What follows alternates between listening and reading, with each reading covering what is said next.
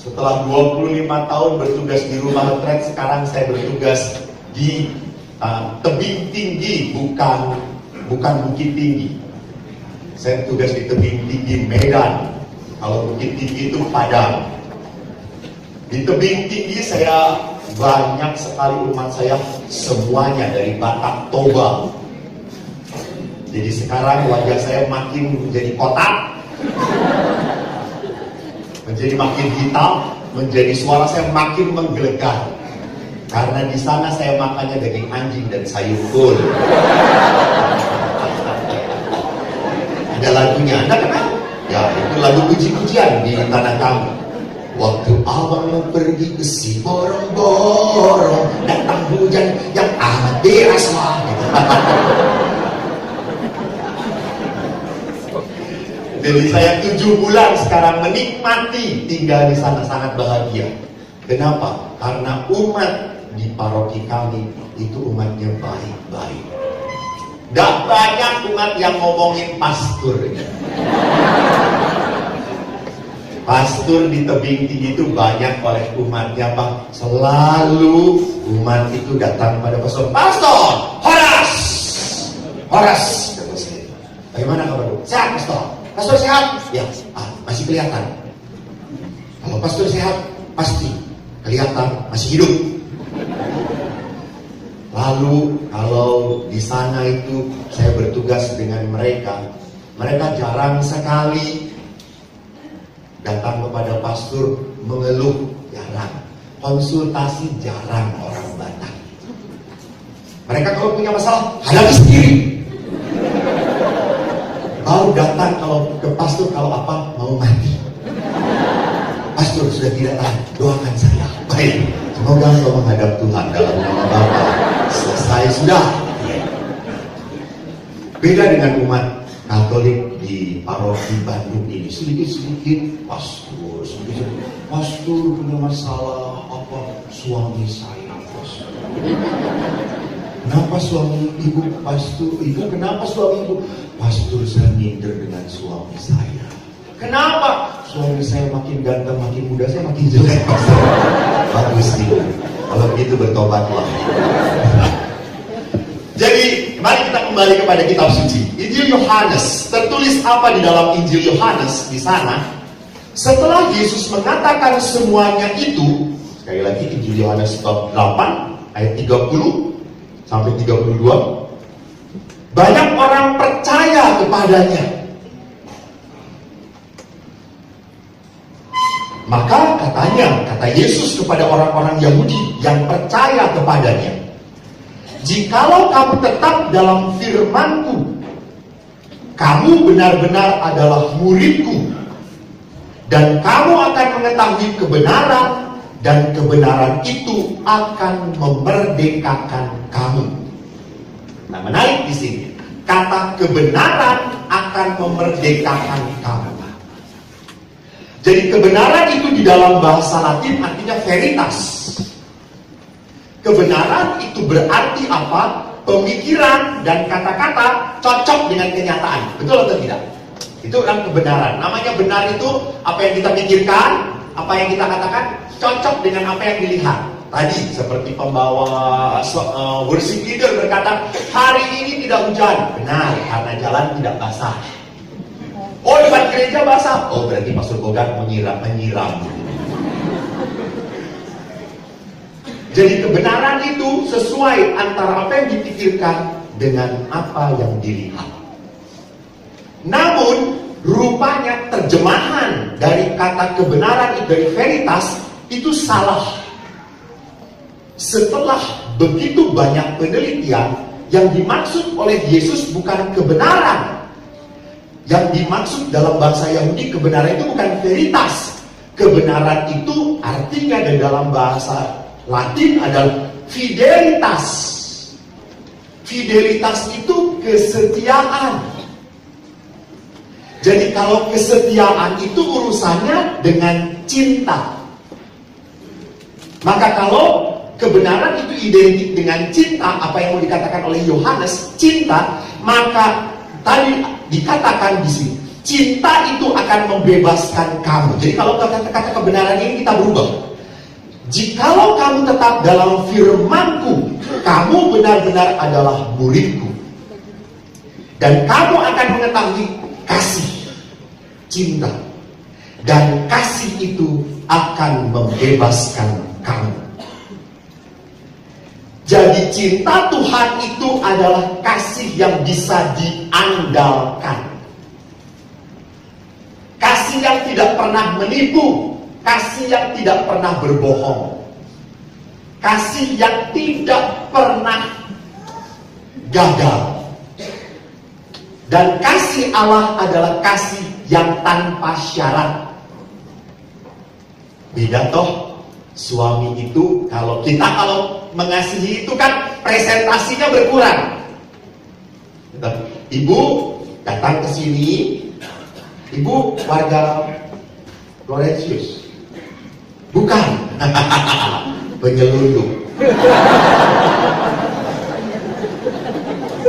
Ibu datang ke sini korban YouTube.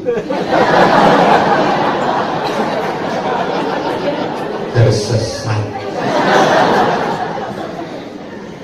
Jadi ibu datang kemari karena mau mendengarkan, ayah si Eko datang.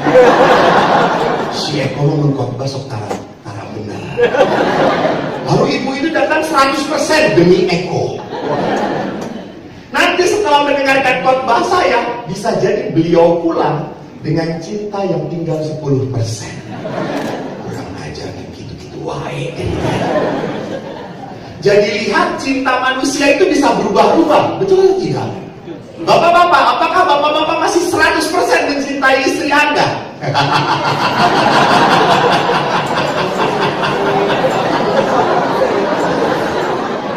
Ya, ini gara-gara David. Masih.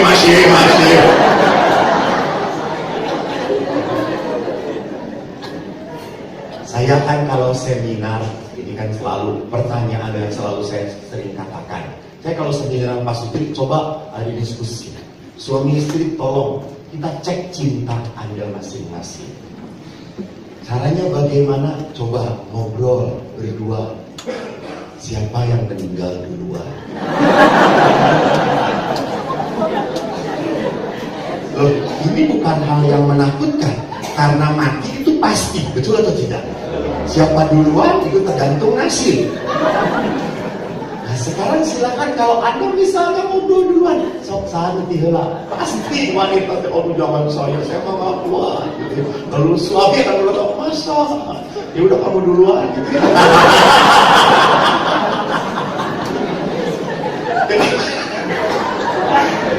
Itu padahalnya pria, saudara-saudara. Kenapa? Begini saja.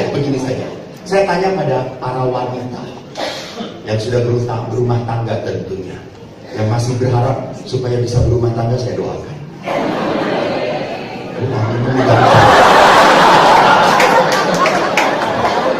Kok kedengarannya roh jahatnya di sana? Amin. Amin kan seperti teriakan penuh penderitaan. Amin. Pastor udah diskon gitu. Sekarang saya tanya, ibu-ibu, lebih berat mana coba? Menurut hati Anda, ditinggalkan wafat oleh suami Anda atau oleh orang tua Anda? Ibu-ibu, nggak ada yang berat. Hah? Nggak ada yang berat. Tidak ada yang berat, ibu berarti tidak ada perasaan. Tuhan Yesus berkata, malam ini boleh kau muncul itu.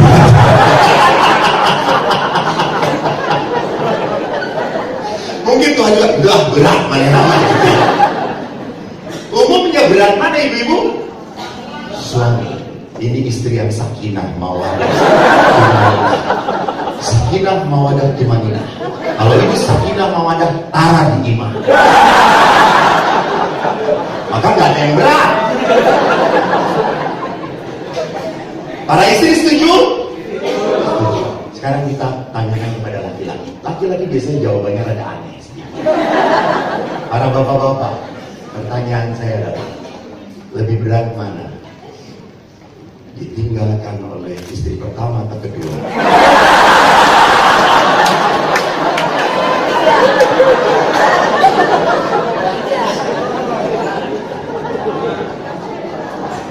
Haleluya. Di sini tidak ada yang menjawab, berarti suami di sini setia semua. Cuma punya satu. Karena ini di PD, saudara-saudara. Jadi perlihatkan di sana bahwa cinta kita itu beda dengan cinta Allah. Cinta Allah tidak pernah berkurang menjadi 90%, 95%, 80%. Tidak. Cinta Allah selalu berapa? Full. Cinta kita itu tadi sama. Saya pun sama. Saya harus mencintai teman serumah saya, sesama pastor. Allah. Kayak orang homo. Ya sudah, saya harus terima. Bukan nasib, pilihan hidup. Jadi kita berempat di Medan. Satu pastor Batak, yang kedua pastor dari Ambon, yang ketiga pastor dari Nias, Pulau Nias, yang keempat Jawa, yang kelima diakon Cina, Jakarta. Sudah berbagai bangsa kumpul di situ. Harus saya cintai satu persatu, ya ampun. Kalau dari segi tubuhnya tidak ada yang menarik satupun.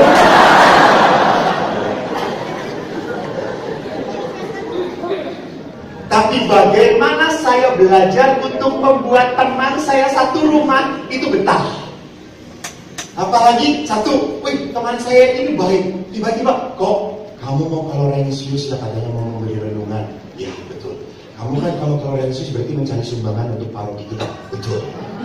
Carilah sebanyak mungkin. Terus kamu ngapain? Saya doakan. Semoga umat Rensius bertobat. Jadi kalau nanti saya pulang tidak bawa duit banyak, saya hajar pastor ini. Nanti berdoanya.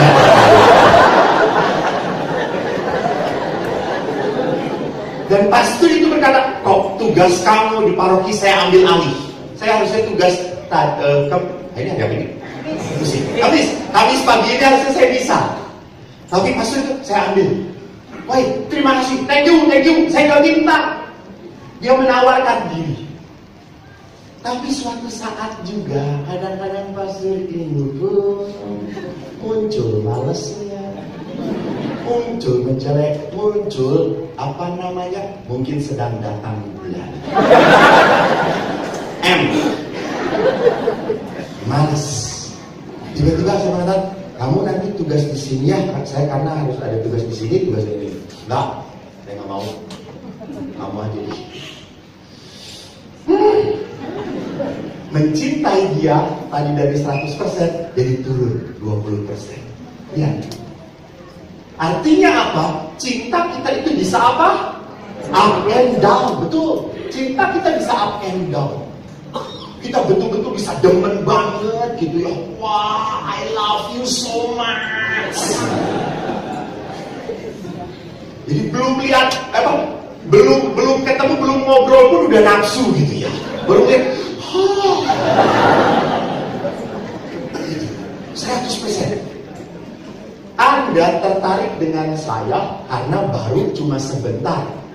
Coba 2 minggu hidup dengan saya,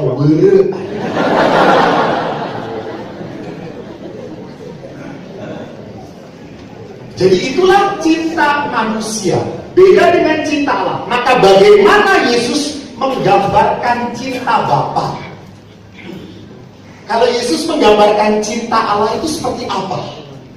Mari kita lihat Injil Matius bab 5 ayat 43 sampai 48. Thank you, Non. Anda sangat membantu sekali untuk umat-umat Allah yang tidak pernah membawa kitab suci. Mereka percaya karena ada kamu. Kita baca. Oh, kamu per ayat ya? Pintar sekali. Kamu telah mendengar firman, kasihilah sesamamu manusia dan bencilah musuhmu. Tetapi aku berkata kepadamu, kasihilah musuhmu dan berdoalah bagi mereka yang menganiaya kamu. Karena dengan demikianlah kamu menjadi anak-anak Bapamu yang di surga, yang menerbitkan matahari bagi orang yang jahat dan orang yang baik. Perhatikan. Dan menurunkan hujan bagi orang yang benar dan orang yang tidak benar.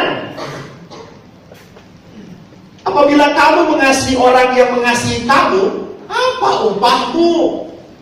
Bukankah kamu cukai juga berbuat demikian?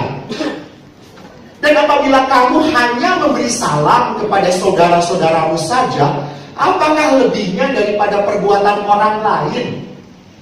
Bukankah orang yang, dengarkan sini bagus sekali, tidak mengenal Allah pun berbuat demikian? Karena itu haruslah kamu sempurna, sama seperti Bapamu yang di surga adalah sempurna. Jadi saudaraku, lihat di sini Yesus menggambarkan Bapa yang sungguh sangat tidak tergantung dari cinta manusia.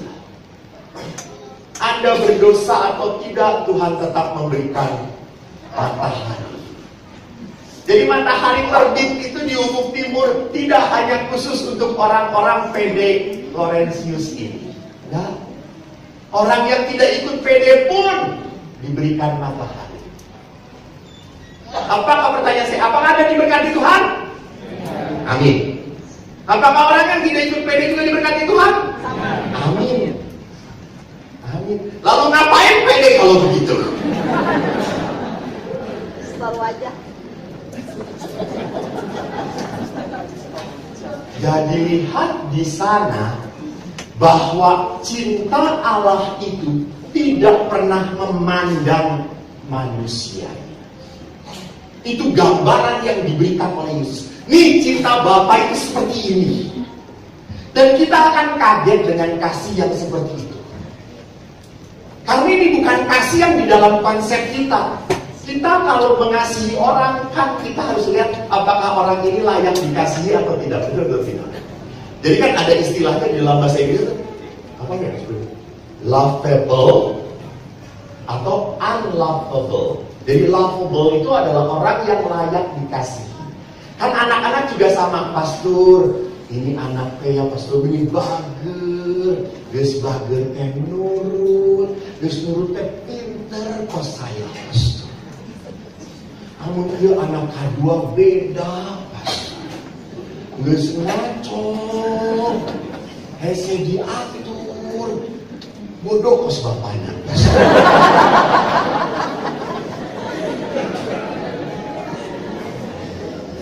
Jadi mana yang lebih mudah dicintai, anak yang nurut dan pinter atau anak yang ngaco dan bodoh? Kita pasti akan lebih mudah mencintai. Itu lihat cinta manusia. Jadi cinta Allah yang digambarkan Yesus tidak bisa kita identikkan dengan cinta yang ada di antara kita. Maka itulah kenapa kita tidak pernah bisa memahami cinta Tuhan. Karena cinta kita terbatas, konsep cinta kita. Maka lihat lagi, Yesus pun bercerita tentang cinta Bapa seperti anak yang hilang. Injil Lukas bab 15 ayat 11 sampai 32. Saya tidak akan bacakan bagian bisa.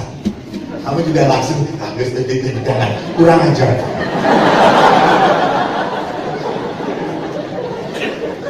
Jadi pasurnya tere-tere capek tegur di tangan gitu. Dalam Injil Lukas 15, 11, 32 ini menarik sekali. Anak bungsu diberi harta setengahnya, dipakai untuk foya-foya habis-habisan. Lalu yang terjadi setelah habis, dia datang ke rumah bapaknya, dan bapaknya tidak nungguin diam-diam. Geus teakeun duit. So pasti nyentak, sembah heula saya. Tidak. Bapak itu datang dan memeluk anak ini. Langsung memeluk. Bahkan anak ini langsung berkata, Bapak, saya tidak layak. Saya sudah berdosa terhadap surga dan bumi. Aku tidak layak lagi disebut sebagai salah seorang anak Bapak. Dan Bapaknya, tidak, kamu tetap anak saya. Kamu tetap anak saya. Maka Bapak ini langsung berkata, berikan cincin dan jubah dan sepatu. Ini Bapak. Kalau manusia beda. Anak yang susah diatur, bahasa Jermannya merekadawang. Do you know merekadawang?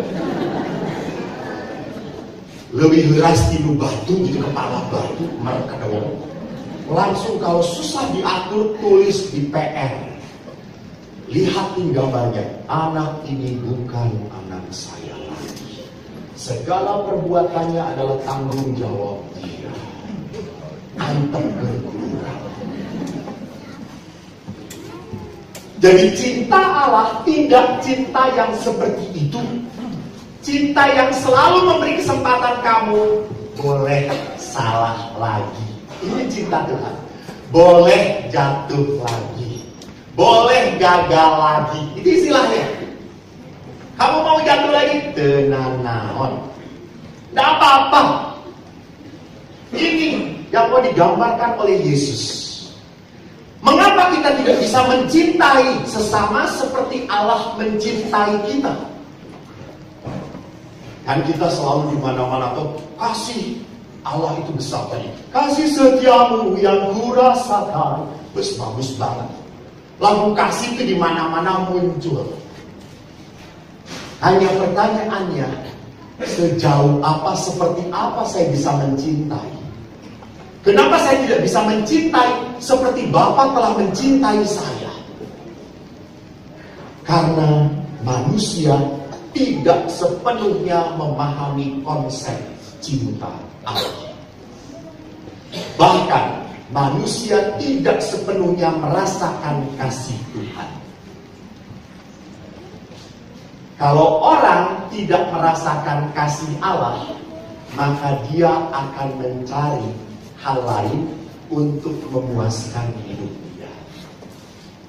Contohnya apa? Barang-barang, relasi, nama baik, popularitas. Jadi saya itu jujur saja, waktu saya datang selalu, pastor banyak sekali yang datang, pastor. Jujur saya makin takut. Tapi saya lalu berdoa, Tuhan, biarkan setelah sesi ini orang-orang makin kecewa pada ego. Tapi biarkan orang-orang makin mencintai Engkau. Itu doa saya. Setelah ini semoga Tuhan, P.D. Laurentius tidak pernah lagi memanggil saya.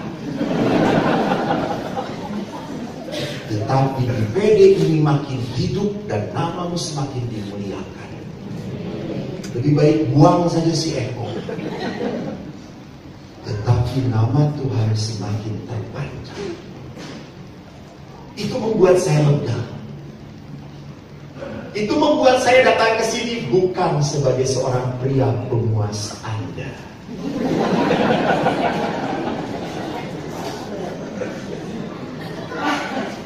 Coba kalau dibalik, Tuhan, tolonglah umat ini jangan pulang dengan kecewa Tuhan. Tuhan lengkapi saya, lengkapi, buatkan saya sehingga mereka tertarik pada saya Tuhan.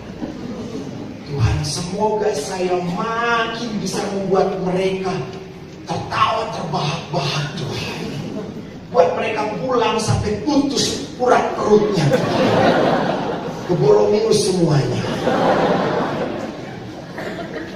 Makin heboh, wah terjadi kehebohan. Setelah renungan P.D. Laurentius, semuanya masuk rumah sakit. Semua mati ketawa. Jadi kalau demikian, orang akan semakin memuji siapa? Itu yang saya tidak mau. Tidak mau. Itu yang saya tidak mau.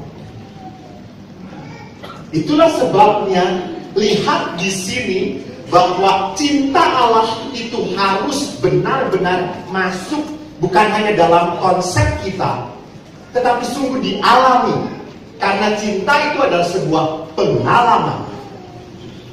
Sekarang mari kita lihat bagaimana cinta yang ditawarkan oleh Rasul Yohanes. Surat pertama Yohanes bab 4 ayat 10.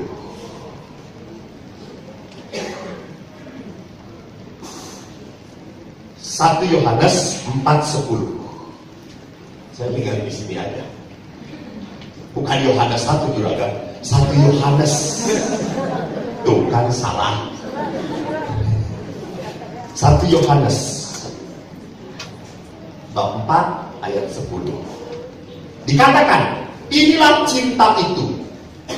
Bukan kita yang telah mengasihi Allah, tetapi Allah lah yang telah mengasihi kita dan yang telah mengutus anaknya sebagai pendamaian bagi dosa-dosa kita. Jadi yang pertama-tama itu cinta Allah yang ada. Santo Agustinus bagus ngomongnya. Santo Agustinus berkata begini, bukan aku ada maka Tuhan mencintai aku, tetapi aku ada karena Tuhan mencintai aku. Saya ulangi, wajah-wajah kebingungan di sini muncul. Saya ulangi, aku ada. Jadi saya lagi.